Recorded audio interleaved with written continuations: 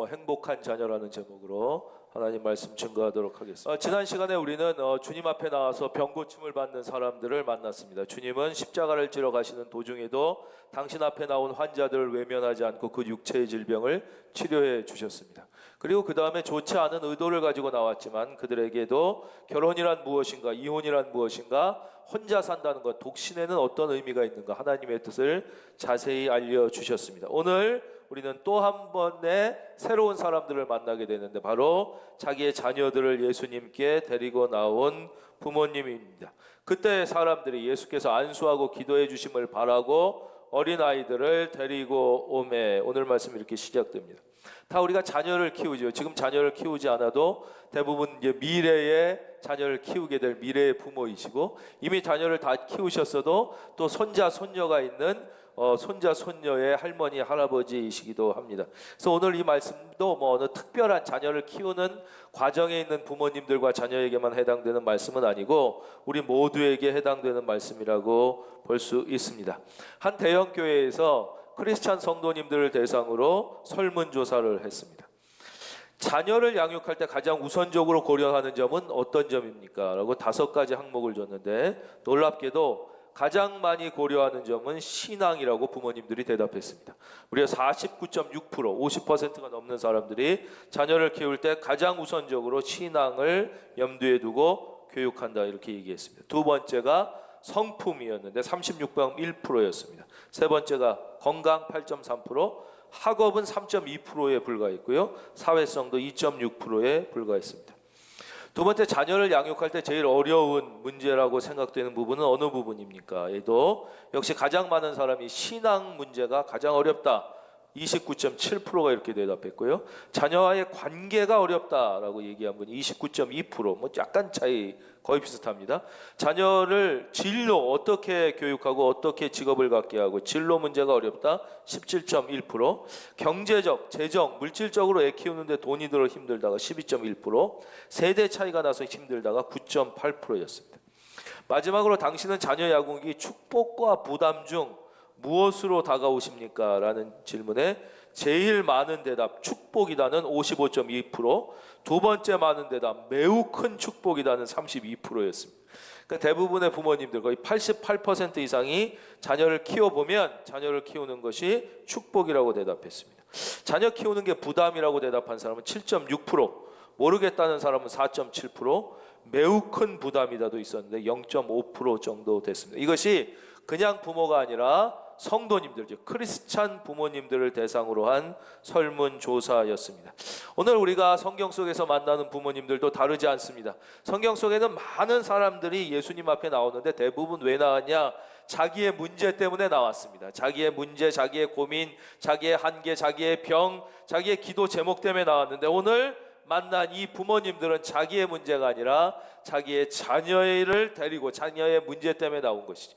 이것이 모든 부모가 가지는 놀라운 공통점이라고 할 수 있습니다. 사람들은 다 자기 문제가 제가 크지만 자녀를 낳아서 키우게 되면 자기도 모르게 이 자녀에게 마음이 가는 것이죠. 이 나 중심에서 조금 자기 자신의 세계가 확대되는 인간적으로 성숙하는 경험을 하게 됩니다. 이 부모들이 예수께서 안수하고 기도해 주심을 바라고 어린아이들을 데리고 주님 앞에 왔습니다. 이것이 아주 잘한 거예요. 오늘 말씀 제목 좋은 부모, 행복한 자녀로 키우는 좋은 부모의 첫째 조건은 무엇이냐? 다 같이 하겠습니다. 예수님께 데리고 나온다. 이건 어릴수록 좋습니다. 주님 앞으로 데리고 나오는 것입니다. 말씀 앞에 데리고 나오는 것입니다. 찬송 앞에 데리고 나오는 것입니다. 기도의 자리, 예배의 자리, 하나님 앞으로. 이건 아무리 강조해도 지나치지 않습니다. 영국의 역사 전체를 볼 때 아주 존경받는 2명의 대왕이 있어요. 영국 역사 전체에 대왕이라고 호칭할 수 있는 분은 딱 2분이에요. 우리가 뭐 기분 좋다고 대왕이라고 부르는 게 아니라 그 역사적 원칙이 있어요. 어떤 조건이 충족돼야만 그 왕 앞에 대자를 붙일 수 있는데 그 중에 한 명이 1016년부터 1035년까지 영국의 왕으로 재위했던 크누트 대왕이란 분이에요. 이분은 정복 왕이었는데 우리로 치면 광개토 대왕 같아요. 그래서 잉글랜드뿐만 아니라 노르웨이 전체의 왕을 겸했고 덴마크 전체의 왕을 겸했고 스웨덴 또 일부를 정복해서 거기 왕을 겸해가지고 이 잉글랜드 스칸디나비아 제국을 만들고 거기에 최고의 백전백승의 제왕이었어요. 그러니까 이분이 뭐 옛날 고대 시대의 절대 권력을 갖고 싸우면 다 이기고 뭐 엄청난 영토를 지배하고, 그러니까 이분이 이제 왕실에 들어가면 이쪽에서 신하들이 그랬다는 거예요. 아, 위대한 왕이시여, 당신은 싸우면 지지 않고 원하면 취하지 못하는 것이 없는 위대한 우리의 진짜 왕이십니다. 막 이렇게 막 찬사를 했다는 거예요. 그러면 또 반대쪽에서는 이렇게 답가처럼 반대쪽에 있는 신하가 당신은 원하면 불가능한 게 없는 전지전능에 가까운 우리의 왕입니다.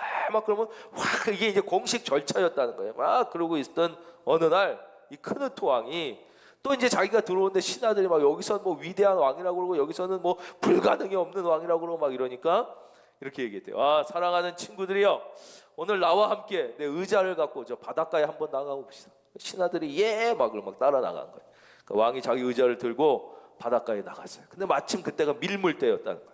영국 바닷가에 밀물이 막 들어오니까 이 파도가 여기까지 들어올 때 그 앞에다 의자를 놓고 딱 앉았어요. 당신들이 정말 그렇게 칭송하는 대로 내가 이 영국 땅의 주인이며 이 바다의 주인이라고 여러분 생각합니까? 그렇습니다.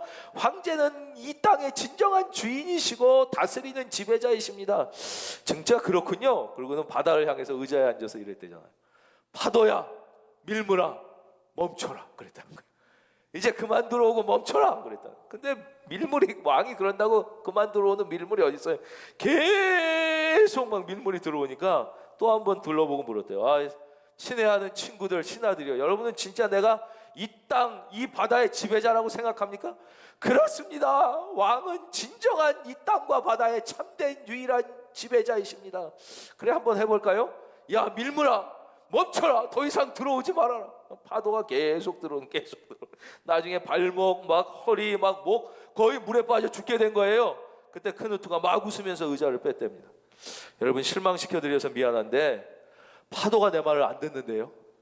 그걸 볼 때 나는 여러분이 기대하는 대로 이 땅과 바다의 참된 지배자가 아닌 것 같소.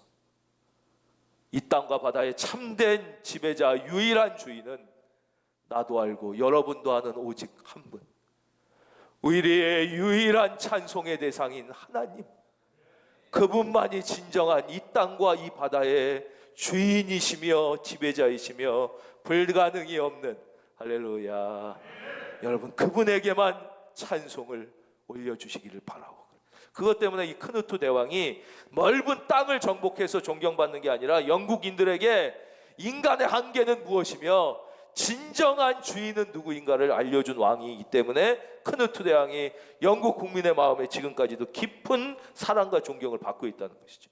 우리가 부모가 됐다고 해서 착각하면 안 됩니다.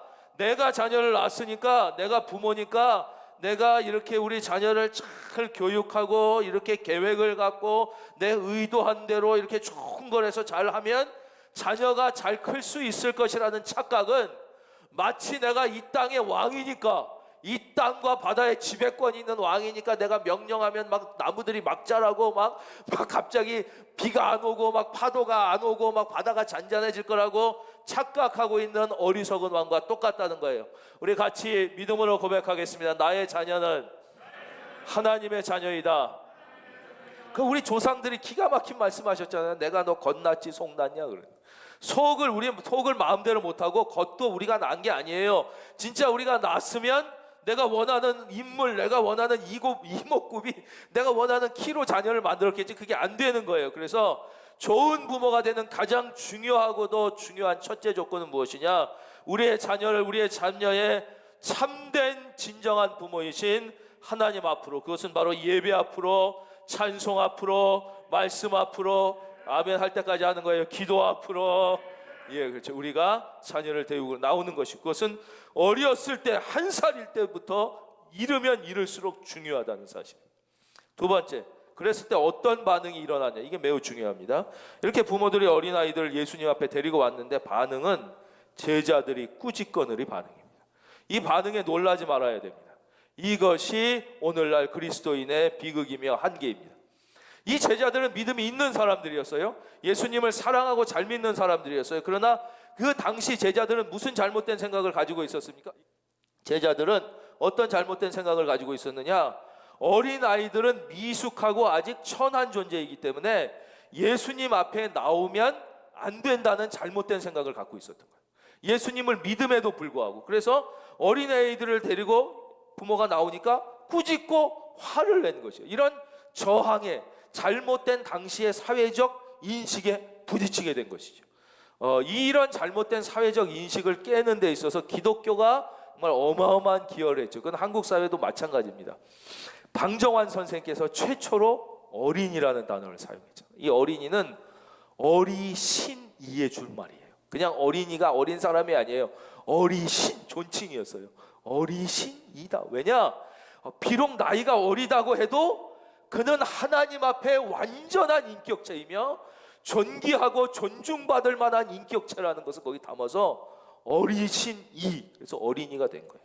방정환 선생이 이 어린이라는 단어를 믿음으로 처음에 신앙으로 사용하기 전까지 이 땅에 어린 아이들을 부르는 말은 딱 두 가지였어요. 첫째, 이놈아, 혹은 아새끼. 그치? 어린 거는 그 잘못된 생각임을 이미 우리는 다 알고 있어요. 지금도 그런 생각하는 사람은 진짜 어리석은 생각이죠. 어리다고 해서 천하고 존귀하지 않고 무시당해야 된다고 생각하는 사람은 거의 없어요. 그러나 요즘 믿는 사람조차도 가지고 있는 또 잘못된 가치관은 무엇입니까? 아무리 예수를 믿는다고 해도 우리는 우리 자녀들에게 먼저 세상의 교육을 잘 시켜야 된다는 잘못된 가치관이 또 우리 믿는 자들을 지배하고 있다는 것입니다. 예수 잘 믿는 거 중요해. 예수 믿고 구원받는 거 중요해. 그러나 그럼에도 불구하고 자녀들에게 무엇을 해야 돼요? 세상의 교육을 잘 시켜야 된다는 잘못된 가치관을 가지고 있다는 것입니다. 우리가 이 가치관으로부터 계속 공격을 받는 거예요. 그래서 그렇게 이 교육이 맨날 공부, 학원, 영재교육, 조기교육, 천재교육, 무슨 대학 가고 무슨 직업 갖는 게 그 지옥 같다고 욕하면서도 불구하고 그걸 그렇게 경멸하면서도 왜요? 내 자식이 남에게 뒤처질까 하는 불안감 때문에. 이게 사탄이 심어주는 불안감. 혹시 남과 경쟁에서 떨어져 행복하지 못하면 어떻게 할까 하는 불안감 때문에 지금 믿는 사람들에게도 잘못되어 있는 가치관이 뭐냐? 이 당시에는 어린이들은 어른에 비하여 천박하다는 잘못된 가치관. 지금은 아무리 예수를 믿어도 세상 교육을 먼저 잘 시켜야 된다는 잘못된 가치관. 여러분이 잘못된 가치관에서 깨어나시기를 주의 이름으로 축원합니다. 거기서 깨어나야 된다는 것입니다. 그래서 이 부모들은 자녀를 주님께 데리고 왔고 제자들이 꾸짖었을 때 예수님이 뭐라고 그래요? 14절 예수께서 이르시되 어린아이들을 용납하고 내게 오는 것을 금하지 말라. 천국이 이런 사람의 것이니라 그랬어요. 주님 앞에 나와야 행복한 인생을 살 수 있는 거예요. 주님 앞에 나와 어떻게 돼야 돼? 세상의 가치관이, 특별히 우리 믿는 사람조차도 가지고 있는 잘못된 세상의 가치관이 그의 영혼을 잠식하기 전에 바로 예수, 성령, 하나님의 가치관이 그의 안에 들어가야 할렐루야, 예, 행복한 자녀가 될 수 있다는 것. 김영석 선생님 예를 제가 좀 자주 듣는데요. 지금 우리나라 나이인가 만인가 하여튼 101세가 되셨대요. 101세가 되셨답니다. 아직도 아주 건강하신데 귀한 이 민족의 스승으로 철학자로서 연세대 교수를 하셨던 분인데 이분이 최근에 일화를 말씀드리면 공항에 가셨답니다. 제주도를 가려고 그러셨는지 그래서 비행장에서 단체로 가시면서 아마 이렇게 좀 강연도 하고 그럴 계획이셔서 단체 표를 끊었대요. 근데 비행표가 다 나눠드리는데 이 김영석 교수님 표만 안 나왔더라는 거예요. 다 아는 유명한 분인데 이분 표만 안 나와가지고 이상하다 그래서 막 매니저를 불러서 알아봤다는 거예요. 그 매니저도 막 깜짝 놀라고 아이고 왜 선생님 표가 안 나왔을까요? 이럴 리가 없는데요. 그럼 막 봤더니 컴퓨터에 표를 줄 수 없다고 나오더래요. 이 티켓을 줄 수 없다고. 왜 그러냐 그랬더니 거기에 김영석 교수 나이가 1세 이렇게 찍힌 거예요. 그러니까 1세 먹은 애가 부모도 없이 왔기 때문에 비행기를 태울 수 없다고 컴퓨터가 판단한 거예요. 이게 101세가 되면 이게 99세까지 뿐이 이게 탄분이 없었나 봐요. 그래서 두 자리뿐이 이 컴퓨터가 안 돼갖고 101세가 되니까 1세로 돼 있어가지고 매니저가 죄송합니다 그러고 이렇게 표를 끊어드렸다는데, 그렇게 이제 건강하신 분이에요. 이분이 이제 100세를 살면서 얼마나 많은 경험이 있고 지혜가 있을 거 아니에요. 이분에게 한 일간지 기자가 최근에 인터뷰를 해서 물었습니다. 다들 찾습니다, 행복을. 선생님, 어떻게 하면 행복을 찾을 수 있습니까? 지금껏 살아보니 깨닫게 되는 게 있습니다. 아무리 행복해지고 싶어도 행복해지기 힘든 두 부류의 사람들이 있습니다. 이 두 부류는 행복해지지 않는다는 거예요. 행복하고 싶은데 행복해질 수 없는 부류의 사람들이 있다니, 그 사람들은 누구입니까? 두 부류인데, 첫째, 정신적 가치를 모르는 사람들입니다. 왜냐하면 물질적 가치는 행복을 가져다 줄 수 없기 때문이죠. 예를 들어 복권에 당첨된 사람이 있어요. 그 사람이 과연 행복하게 살까요? 그렇지 않습니다. 정신적 가치를 모르는 사람이 많은 물건을 가지게 되면 오히려 불행해지고 말거든요. 사람들은 행복해지려고 돈, 권력, 명예를 쫓던데 거기서 행복을 사람들은 찾던데요? 아닙니다. 솔직히 거기서 행복을 찾기는 불가능합니다. 왜 그럴까요? 거기에는 만족이 없습니다. 돈과 권력, 명예욕은 기본적으로 소유욕입니다.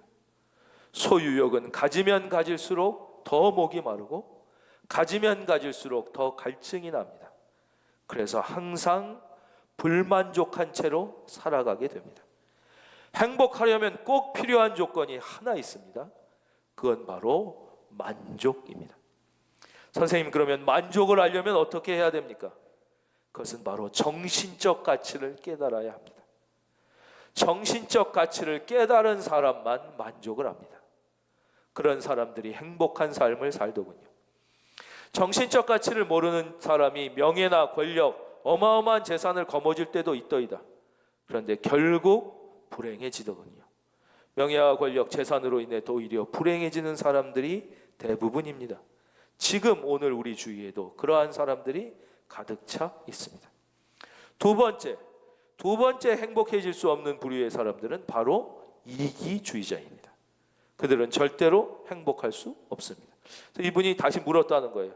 다 자신을 먼저 챙기고 나만 먼저 하는 이유가 그게 행복해지려고 그러는 건데, 왜냐, 내가 챙겨야, 내 걸 챙겨야 행복해지니까 먼저 자기를 챙기는 건데, 이기주의가 행복해질 수 없다니 무슨 뜻입니까? 그랬더니 이기주의와 행복은 공존이 불가능합니다. 왜냐, 이기주의자는 자신을 위해 삽니다. 그래서 인격을 못 가집니다. 인격이 뭐냐면요, 그건 바로 다른 사람과의 관계에서 나오는 선한 가치입니다. 이기주의자는 그걸 가지기가 어렵습니다. 그런데 바로 다른 사람과의 관계에서 나오는 그 인격의 크기가 자기 그릇의 크기이며 행복의 크기입니다. 이기주의자는 그 그릇이 없거나 있어도 너무 작기 때문에 행복이 없거나 행복이 있어도 매우 작을 수밖에 없습니다. 우리가 이 노 교수의 인생의 사랑이 담긴 이 조언을 좀 마음을 기울여 들을 만한 가치가 있습니다. 즉, 행복한 자녀는 어떻게 키우는 것이냐? 그래서 어떻게 우리가 세상적으로 남에게 뒤처질까 봐 불안해서 그들에게 이렇게 뒤처지지 않도록 막 뒤를 밀어준다고 그래서 그 인생이 행복해지는 게 아니라, 행복은 예수님 앞에 나와서 바로 참된 가치, 주님의 가치, 십자가의 가치, 하나님의 가치관, 감사의 마음을 깨닫는 자만이 행복해질 수 있기 때문입니다. 그래서 좋은 부모가 되어 자녀를 행복하게 키우는 길은 그렇게 어려운 데 있지 않아요. 우리를 속이려고 하는 사탄의 속임수에 귀를 닫고 바로 주님 앞으로, 말씀 앞으로 자녀를 데리고 나오는 것이죠. 근데 특별히 여기서 이분들이 예수님 앞에 데리고 나올 때 분명한 목적이 있었습니다. 13절, 그때 사람들이 예수께서 안수하고 기도해 주심을 바라고. 15절 화면 보겠습니다. 우리 읽어주실 수 있는 분들 함께 읽겠습니다. 시작. 바로 안수, 예수님의 터치를 의미하는 것이죠. 안수, 머리에 손을 대는 터치입니다. 요새 말로 하면 바로 성령님의 터치라고 할 수 있는 것이죠. 성령의 임재, 성령 충만. 제가 말씀의 서두에도 드렸지만 어린아이는 나이가 어리다 그래서 하나님 앞에 온전하지 않은 인격이 아니에요. 아무리 나이가 어려도 그 자체로 하나님 앞에 온전한 인격이며 하나님의 성령 충만의 터치를 받을 수 있는 완성된, 여기서 완성됐다는 것은 더 발전의 가능성이 없다는 게 아니라 충분히 가능한 성령의 그릇이기 때문인 것이죠. 만약에 그것이 그렇지 않을 것 같다고 생각한다면 이것은 무슨 생각과 똑같냐? 성령의 그릇이 되고 성령 충만하고 하나님의 사람이 되려면 지식이 높을수록 유리하고, 정말 그렇습니까? 사회 경험이 많을수록 유리하고, 정말 그렇습니까? 사회적으로 두뇌가 뛰어날수록 유리한, 정말 그렇지 않잖아요. 우리가 진짜 성령이 충만하여 하나님의 은혜 가운데 머물고 그 주의 성령에 따라서 사는 사람들은 세상의 지식과 교육 수준과 나이와 관계없듯이 우리 어린 자녀들이 비록 나이가 적어서 미숙하고 지식이 부족하다 하더라도 그들은 성령 충만받기에 전혀 부족하지 않은 온전하고 완전한 인격이기 때문에 우리는 우리 자녀를 그냥 주님 앞에 나아오는 것에 만족할 뿐만 아니라 예수님이 그의 머리에 안수해 주실 수 있도록 성령의 터치가 임하는 큰 은혜 교회, 우리 어린 자녀들이 찬송하고 눈물 흘리며 기도하고 성령 충만하고 방언하고 기적이 일어나는 큰 은혜 교회, 이 물결이 우리 교회를 넘어 한국 사회와 인류를 적시게 될 수 있기를 주의 이름으로 축원합니다. 그것이 바로 주님 앞에 안수해 주심을 바라고 나온 부모님의 마음이라는 거예요. 전 진짜 경험했습니다. 제가 1992년부터 94년까지 군생활을 했는데 그때 나중에 작은 군인교회를 섬기게 됐어요. 군인교회니까 어린아이들이, 그 군인 가족 자녀들이 몇 명 있었는데 아주 행복하게 신앙생활을 하다 보니까 이들이 이렇게 또 주변에 전도도 하고 그 군대 시골 마을에 이렇게 그 초등학교 다니는 애들도 오고 뭐 이래가지고 그 아이들이 한 100 몇십 명 정도가 이렇게 모여서 주일마다 예배를 드렸습니다. 뭐 5살, 뭐 유치부가 따로 있는 게 아니야. 그러니까 5살, 6살, 뭐 7살, 뭐 8살부터 초등학교 6학년까지 그냥 한데 모여서 찬송도 하고 뭐 이렇게 즐겁게 막 이렇게 군인 아저씨들이 선생님도 하고 제가 막 모르지만 설교하고 막 이러면서 했어요. 그게 이제 여름에 이제 수련회 같이 이렇게 요즘 말로 영성 캠프를 한 거예요. 거기서 막 우리가 정말 막 찬송하고 기쁘게 막 기도하고 막 뜨겁게 기도하고 또 찬송하고 막 이러던 중에 그 자리에 어마어마한 성령의 역사가 임하는 것을 제가 직접 경험한 거예요. 그 말도 잘못한 5살, 6살 또 막 까불고 장난 놀기에 정말 정신이 없는 막 4학년, 5학년, 6학년 이런 애들이 막 눈물을 펑펑 쏟으면서 손을 들고 찬송하는 그 자리에 성령이 임해서 그 자리에 있었던 100 몇십 명의 어린 아가들이 단 한 명도 예외 없이 성령의 방언으로 기도하는, 할렐루야, 예, 어마어마한 역사가 그 자리에서 막 터져나는 것이죠.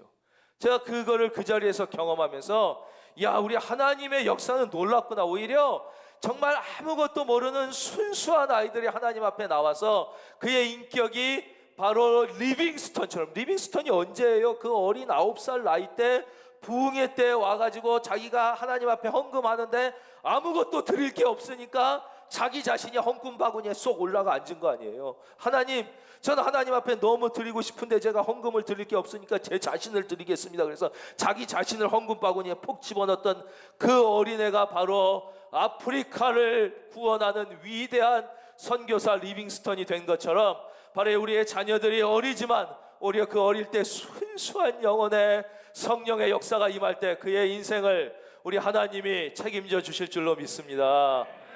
성령의 역사 좋습니다. 뭐 기도, 그러나 그게 밥 먹여줍니까? 이 세상에서 좀 그래도 앞서가고 살고 좀 뒤처지지 않고 무시당하지 않고 살려면은 그거보다 더 이런 거 세상적으로 좀 하고 이런 게 절대 그거에 우리가 예수 믿는데도 계속 속으면 안 된다는 거예요. 우리는 뭐 그런 거 좋은 학교 가고 좋은 직업 갖고 세상이 이런 걸 너무 잘못 과대 망상적으로 귀하게 생각하는데 우리 교회 성도님 중에 제가 좋은 대학 나와서 우리 교회 나오는 분이 누가 있냐고요. 제 학벌 보고 나오는 분이 있어요. 제가 서울대 안 나와가지고 나는 이 교회가 싫어 이런 분이 있냔 말이에요. 예. 제가 하버드에서 박사학위 받지 않아가지고 뭐 박사학위를 내가 무슨 미국의 아이비리그에서 받아서 나오는 분이 있냔 말이에요. 그게 그렇게 생각보다 중요한 게 아니에요. 우리가 잘 살고 행복하게 살고 정말 너무너무 보람있게 사는 사람들 보시. 이 사람들이 다 찾아보면 좋은 대학 나온 사람이 그렇게 많지 않아요. 교육 잘 받고 뭐 그런 게 아니에요. 그 내면이 행복해야 되는 것이고, 하나님께서 사랑하는 성도님, 우리의 자녀들은 단 한 명도 이 땅에 그냥 버려진 존재가 아니에요. 던져진 존재가 아니에요. 하나님으로부터 보냄받은 존재인 줄로 믿습니다. 하나님이 그 인생에 대한 계획을 가지고 보내신 거예요. 그 계획을 부모님이 막 여러분이 못 찾아요. 여러분이 여러분 인생도 못 찾았잖아요. 여러분 인생도 여러분 부모들은 다 판사 되거나 검사 되거나 무슨 변호사 되거나 교수 되거나 이슬 성공하길 바랬는데 안 그랬잖아요. 그렇죠? 누가 아들이 목사 되길 바라는 부모가 뭐 얼마나 있었겠어요. 다 좋은 대학 나오면 다 저도 무슨 판사 되라, 무슨 검사 되라, 뭐 변호사 되라, 뭐 해라. 그런데 제가 지금 목사 됐다고 정말 그렇게 안 돼서 불행하냐 하는 거예요. 제가 불행하고 무슨 인류대를 못 나와서 불행하고 제가 삶에 그만큼 무가치하냐? 그렇지 않은 거예요. 인생은 하나님을 만나야 나를 향한 하나님의 뜻이 무엇인가를 깨닫게 되고 그 길을 기쁨으로 걸어가게 되고 무엇을 해도 보람있고 행복한 인생 되는 줄로 믿으시기를 주의 이름으로 축원합니다. 그것이 부모가 이 사탄이 주는 이 세상 속으로 가치관을 왜곡시켜서 주는, 거기서 우리가 믿음을 가지고 빨리 벗어나지 않는 한 우리의 자녀들이 행복할 수 있는 길이, 물론 그래도 행복한 건 걔가 너무 괜찮아서 행복한 거예요. 부모가 거기에 손만 띄면 10배도 행복한데 우리는 그래도 행복한데 그건 애가 너무 괜찮아. 참 다행이죠. 부모보다 애가 나니까. 그렇죠? 낮게 워낙 괜찮게 태어나서 그래도 그만큼 행복한 건데 거기에 손 딱 띄고 하나님께 맡겨보십시오. 그 인생 100배 더 행복하고 100배 더 보람있게 될 줄로 확실히 믿습니다. 바로 그 말씀하시는 거예요. 그들에게 안수하시고 거기를 떠나시니라. 하나만 더 살펴보고 말씀 맺겠습니다. 예수께서 이르시되 어린아이들을 용납하고 내게 오는 것을 금하지 말라. 천국이 이런 사람의 것이니라. 왜 천국이 어린아이와 같은 사람의 것입니까? 첫째, 어린아이는 단순하기 때문입니다. 행복은요 단순해야 옵니다. 복잡한 사람에게는 행복이 오지 않습니다. 복잡한 사람은 늘 마음이 복잡하고 정신이 복잡하고 밤에 잠도 잘 못 자고, 그렇죠? 마음도 늘 불안하고 뭐를 해도 그런 거예요. 단순하지 않으면 주님의 일을 할 수가 없어요. 주님의 이거 일인지 알아. 주님이 원하시는 거 다 몰라서 못하는 게 아니라 다 아는데 머리가 복잡해. 이거 하면 손해보지 않을까? 계속 머릿속에 주파나를 튕기는 거야. 이거 하면 손해보는 거 아닐까? 이거 하면 세상적으로 뒤처지는 거 아닐까? 이렇게 하면 세상에 계속 계산하니까 주의 일을, 주님이 기뻐하시는 일을 못해요. 행복이 없어요. 단순해야 된다는 거예요. 단순해요. 두 번째는 만족함이에요. 만족함. 애들은 만족함이 있어요. 왜냐? 벌레 하나만 가지고도 하루 종일 만족하게 놀 수 있어요. 개구리 하나만 잡아도 너무 행복하게 놀아요. 그냥 나무떼기 하나만 가지고도 까르르 막 웃으면서 만족함이 있는 거예요. 만족함.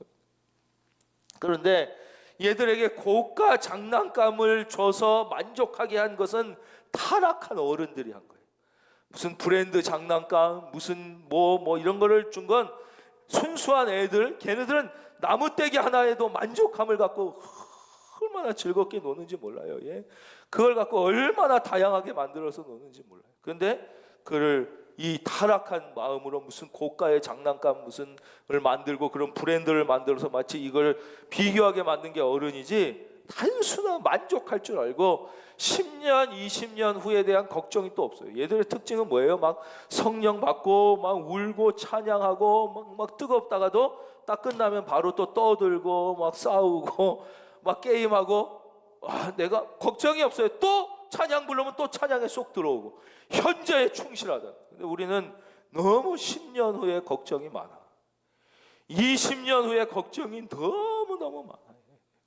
여러분, 주님이 뭐라고 그랬어요? 내일 염려 내일 하라 그러셨어요. 사랑하는 성도님, 지금도 무슨 노후 준비, 미래 준비 이런 것 때문에 지나치게 여러분 짓눌려 있지 않습니까?